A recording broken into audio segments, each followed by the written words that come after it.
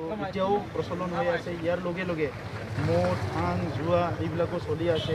আৰু আনপিনেদি চাবলৈ গ'লে ডাঙৰ ডাঙৰ যিবিলাক ইছ্যু যে আজি হেল্থ ছেক্টৰত চাবলৈ গ'লে কেঞ্চাৰ বাঢ়ি গৈছে, যেনেকৈ কেঞ্চাৰৰ ওপৰত কাম কৰিব লাগে কৰা হোৱা নাই। আনপিনেদি HIV বহুত বাঢ়ি গৈছে। শিক্ষাৰ যিটো সমস্যা সেইটো সমাধান হোৱা নাই। আজি গ্ৰাছৰুট লেভেলৰ পৰা লৈ পেলাই যদি চাবলৈ যায় ইউনিভাৰ্চিটি বা হায়াৰ এডুকেশ্যন লেভেললৈকে যথেষ্ট শিক্ষাৰ সমস্যা আছে। অৰ্থনৈতিকভাৱে খুব মানে বেয়া দিশত গতি কৰি আছে। আৰু এইবাৰ নীতি আয়োগৰ যিটো ৰিপৰ্ট, ইয়াত আমাৰ BTC এৰিয়াৰে বাক্সা জিলাটো মানে পুৰেষ্ট ডিষ্ট্ৰিক্ট হিচাপে ইয়াত আমি গম পাইছোঁ নীতি আয়োগৰ ৰিপৰ্টত। আৰু পুৰেষ্ট ভিলেজটো বাক্সা ডিষ্ট্ৰিক্টতে আছে। গতিকে BTD এৰিয়াত বহুতো সমস্যা আছে। এই সমস্যাখিনি সমাধান কৰাৰ কাৰণে বিভিন্ন সময়ত বিভিন্ন সংগ্ৰাম, বিভিন্ন আন্দোলন, বিভিন্ন ৰিভলিউশ্যন কৰি অহা হৈছে। গতিকে আজিলৈকে সমস্যাটো সমাধান কৰিব পৰা নাই।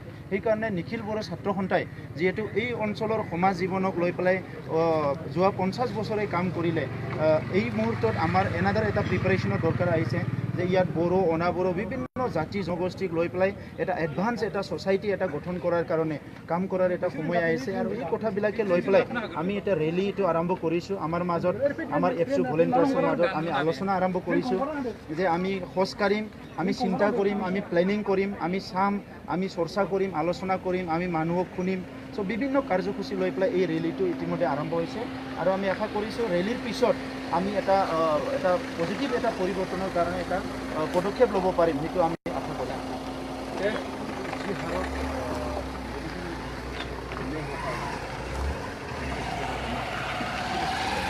চাওক, এটা হ'ল চৰকাৰী ভাৰত ৰাষ্ট্ৰ হিচাপে যিবিলাক পলিচি লৈছে, সেই পলিচিবিলাক বহুত সময়ত ফেইলাৰ হৈছে। অসম চৰকাৰ হিচাপে যিবিলাক পলিচি লৈছে, সেই পলিচিবিলাক গ্ৰাছৰুট লেভেলত বা যিটো টাৰ্গেট কৰা হৈছে সেই লেভেলত ইমপ্লিমেণ্ট কৰিব পৰা নাই। সেই পলিচিবিলাক মানে যিটো পৰিৱৰ্তন সেইটো আনিব পৰা নাই। আৰু ইয়াৰ লগে লগে সমাজ হিচাপে সমাজৰ যিখিনি দায়িত্ব আছে, সমাজৰ বিভিন্ন ছেকশ্যনৰ যিখিনি দায়িত্ব আছে, সেই দায়িত্বটো সমাজ হিচাপে পালন কৰিব পৰা নাই। যাৰ কাৰণে আজিলৈকে মানে সেই সমস্যা হৈ আছে। সেইকাৰণে নিখিল বড়ো ছাত্ৰ সন্থাৰ এটা গধুৰ দায়িত্ব আছে। আমাৰ আঞ্চলিক কমিটি আছে, ডিষ্ট্ৰিক্ট কমিটি আছে, ইউনিট কমিটি আছে, সকলোৰে এটা গধুৰ দায়িত্ব আছে যে সমাজখন সঁচাকৈ পৰিৱৰ্তন কৰিব লাগিলে আমি সমাজৰ মাজত সোমাই যাব লাগিব, সমাজখন বুজি পাব লাগিব। আৰু আমাৰ লগতে বড়োৰ লগতে আদিবাসীসকল আছে, মুছলমানসকল আছে, বিভিন্ন জাতি জনগোষ্ঠীক আমি এই যাত্ৰাৰ দ্বাৰা আমি বুজিবলৈ চেষ্টা কৰি আছোঁ। আৰু সকলোকে লৈ পেলাই সকলোৰে মাজত কেনেকৈ এটা পৰিৱৰ্তন আনিব পাৰে, সেইকাৰণে এই যাত্ৰাটো আমি আৰম্ভ কৰিছোঁ। ইতিমধ্যে বাক্সা জিলাত এটা ফেজ হ'ল, আৰু ওদালগুৰি জিলাত এটা ফেজ হ'ল, আজি কোকৰাঝাৰ, ইয়াৰ পিছত চিৰাং হ'ব। আৰু উইদিন ছেপ্টেম্বৰ গোটেই অসমত প্ৰত্যেকটো চাব ডিভিজনত এই যিটো ৱাৰ্ক, এই প্ৰগ্ৰামটো কমপ্লিট হ'ব। আক্ৰাসতে এটা সংগঠনে কৈছে যে বড়োলেণ্ডৰ দাবীটো একেবাৰে অযৌক্তিক বুলি তেওঁলোকে আকৌ অভিযোগ কৰিব।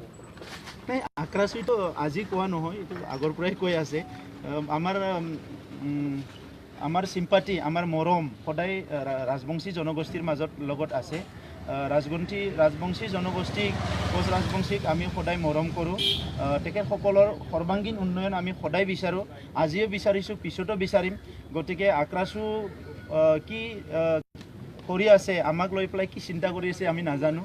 বহুত সময়ত আমি দেখিবলৈ পাওঁ বড়োলেণ্ড বিৰোধী কথা কয়, বড়ো বিৰোধী কথা কয়, সেইবিলাক কথাবিলাক আমি মাজে মাজে দেখা পাওঁ।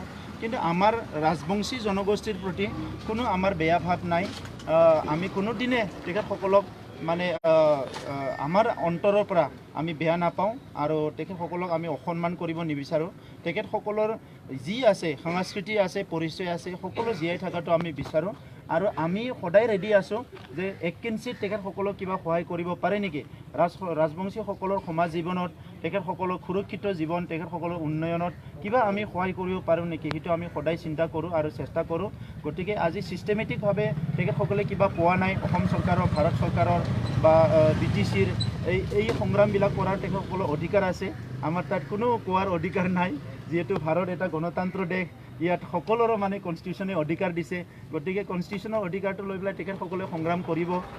আমি সেইটোৱে ক'ম, যাতে তেখেতসকলেও এই কথাটো চিন্তা কৰে যে তেখেতসকলৰ সংগ্ৰামৰ নামত, আমাৰ সংগ্ৰামৰ নামত যাতে কোনো জাতিগত কনফ্লিক্ট নহয়, আমাৰ বেয়া এটা চিন্তাধাৰা নাহে। কিয়নো আমাৰ অধিকাৰবিলাক পালেও নাপালেও অহা শ বছৰ ধৰি আমি একেলগে বসবাস কৰিব লাগিব। গতিকে আমাৰ ঘৰখনত যাতে আমি জুই লগাই নলয় কোনো, সেই কথাটোৱে মই আহ্বান কৰিম। খুব দুখিত কেইদিনমান আগতে আমাৰ অটল বিহাৰী বাজপেয়ীজী আমাৰ মাজৰ পৰা গুচি গ'ল। আমি সকলো দুখ কৰিছোঁ, আমাৰ সকলো মানে আমি সমবেদনা জ্ঞাপন কৰিছোঁ। কিন্তু আজি কুলদীপ নায়াৰ ডাঙৰীয়া আমাৰ মাজৰ পৰা তেখেতে স্বৰ্গবাসী হ'ল, যে হেৰাই গ'ল। চ' সেইটো আমাৰ কাৰণে আৰু অপূৰণীয় এটা ক্ষতি হৈ গৈছে, যে ভাৰত ৰাষ্ট্ৰৰ স্বাধীনতাৰ আগত আৰু পিছত তেখেতে এজন জাৰ্নেলিষ্ট হিচাপে যিখিনি সমাজ গঠনৰ কাৰণে যিখিনি কাম কৰি গ'ল, সেইটো সদায় মানে অপূৰণীয় হৈ থাকিব। আমি তেখেতক স্মৰণ কৰিছোঁ, তেখেতৰ কাৰণে কণ্ডলেঞ্চ কৰিছোঁ। তেখেতৰ আত্মা যাতে স্বৰ্গত শান্তিৰে থাকিব পাৰে, আৰু সকলোকে আশীৰ্বাদ কৰি তেখেতৰ নিচিনা আৰু সাংবাদিক আৰু সমাজক মৰম কৰা বা সমাজৰ প্ৰতি মানে দায়বদ্ধ থকা ব্যক্তি যাতে ভাৰতত আৰু জন্ম হয় আৰু সমাজখন আগবাঢ়ি লৈ যাব পাৰে, সেইটোকে আমি ভগৱানৰ ওচৰত প্ৰাৰ্থনা কৰিছোঁ। Thank U.